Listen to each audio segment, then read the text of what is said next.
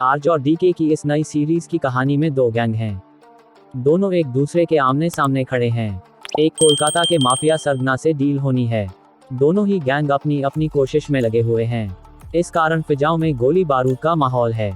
लेकिन इस crime story में चीजें तब और बिगड़ने लगती हैं जब एक ईमानदार नार्कोटिक्स अफसर और एक मैकेनिक की एंट्री होती है। सीरीज के प्लॉट की सेटिंग मेकर्स के लिए सबसे बड़ी चुनौती थी। डायलॉग्स में इस्तेमाल की गई बोली और गालियां जहां उत्तर प्रदेश में एक खास जगह की लगती हैं, वहीं गाड़ियों के नंबर, इलाके और कुछ किरदार इसके विपरीत इशारा करते हैं। सीरीज में अच्छे खासे ट्विस्ट और टर्न हैं, हालांकि बीच के कुछ एपिसोड्स में इसकी रफ्तार थोड़ी देर के लिए लड़खड़ाती भी है, लेकिन जल्द ही यह ट्रैक पर लौट आती है।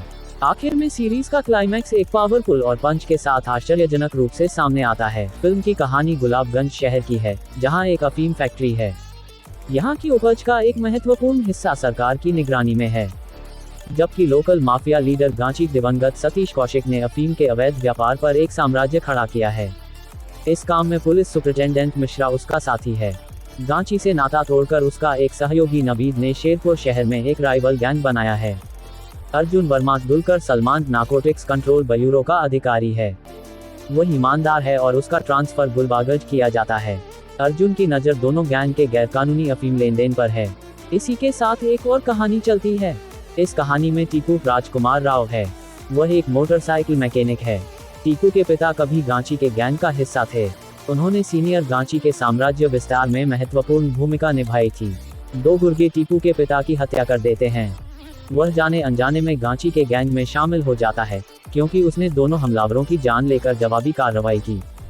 गन्स एंड गुलाब सिर्फ एक अच्छी कहानी ही नहीं, बल्कि एक से बढ़कर एक परफॉर्मेंस के कारण भी दिल में उतरती है। यह एक ऐसी क्राइम ड्रामा सीरीज है जो बड़ी तेजी से आगे बढ़ती है।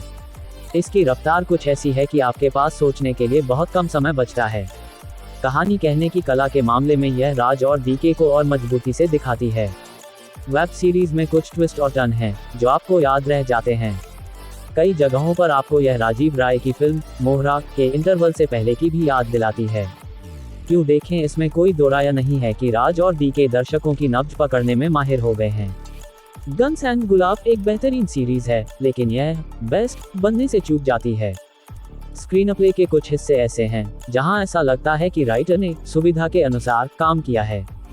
बहरहाल, गन्स एंड गुलाब्स निश्चित तौर पर बिना किसी बहस के एक हाई क्वालिटी एंटरटेनमेंट का साधन जरूर है।